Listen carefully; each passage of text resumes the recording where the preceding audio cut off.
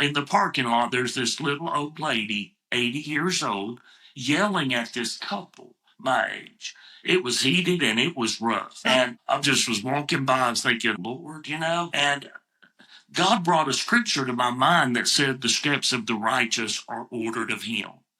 And I said, why would you give me that thought, that scripture right now, unless it's for this situation?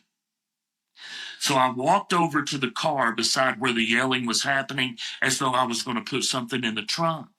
And I said, I don't know about tomorrow. The little old lady who'd been yelling, she looked at me all mean.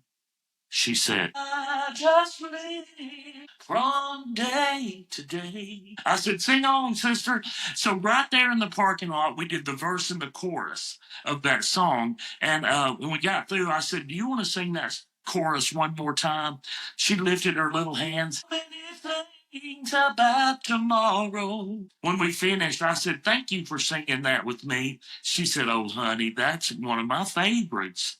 She turned around and got in the car and closed her door. Now, I still had no idea what had been happening. But I looked at the guy and the girl that she had been yelling at. They're both crying. The guy comes over and he hugs me. He said, thank you. He said, my mother has Alzheimer's and there are days that she doesn't know us. And today was one of those days. He said, thank you. And he said, is this what you do? I said, go to hotel parking lots and sing? Sometimes. But I shared with him how God had directed that. And I told him, I said, I want you to know that you have two options when you find yourself in situations like this. Option one, get lost in the battle if you want. Or option two, remind yourself that he has made a way for our escape in every single situation.